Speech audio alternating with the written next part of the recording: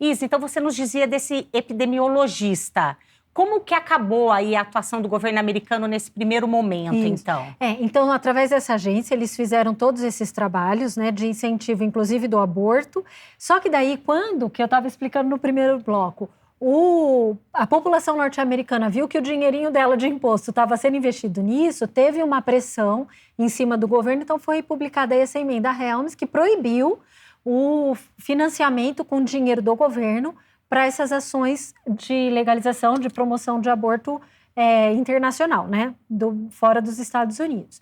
E aí, mas isso não impediu essas pessoas, porque daí eles fundaram o IPAS, que foi um outro instituto, isso foi na Carolina do Norte, que começou a fazer o que a USAID fazia, mas agora com dinheiro privado. Então, as fundações continuaram aí financiando todo esse trabalho. Fundação Ford, Fundação MacArthur, o IPAS, que é esse instituto.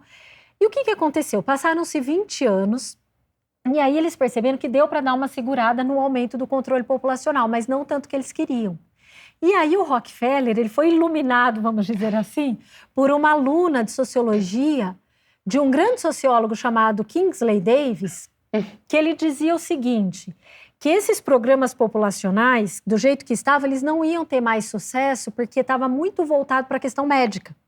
E essa aluna dele compreendeu tudo isso e ela foi apresentada para o Rockefeller III e ela começou a convencê-lo de que se ele não mudasse o discurso, ele não conseguiria avançar nessa agenda, porque a mulher não ia adiantar falar para a mulher, olha, você tem que tomar anticoncepcional, ou você tem que fazer laqueadura, ou você tem que matar o seu filho, porque ela queria ser mãe.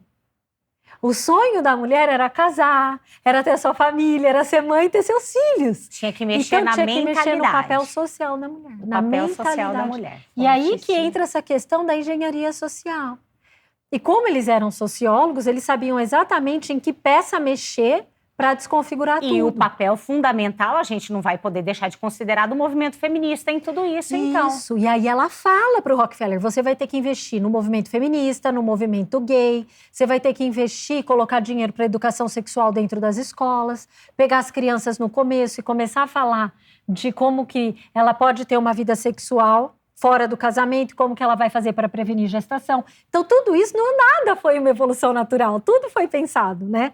E aí, então, ela fica um pouco Fundação Rockefeller, mas ela vai trabalhar com a Fundação Ford.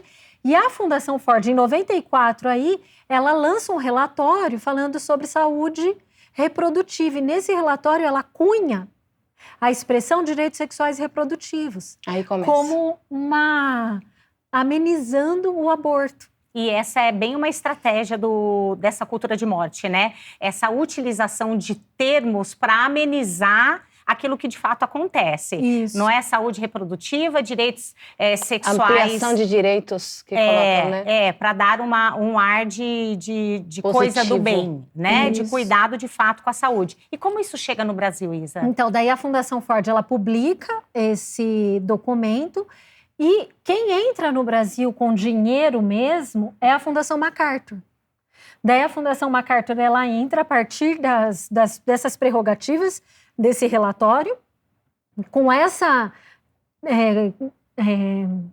semântica, né, com esse palavreado, assim, não falando muito em aborto, mas falando em direitos sexuais, reprodutivos, ampliação de direitos, direito da mulher. E aí ela mapeia quais são as ONGs no Brasil que têm condições de receber o dinheiro e começar a trabalhar, então, pela legalização do aborto. Então, aí a gente tem várias ONGs no Brasil que receberam por 10 anos dinheiro da Fundação MacArthur. Depois, a própria Fundação MacArthur publica um relatório falando das lições aprendidas no Brasil durante esses 10 anos, onde ela trabalhou e financiou para mudar a mentalidade da população e também agir através da política e do legislativo.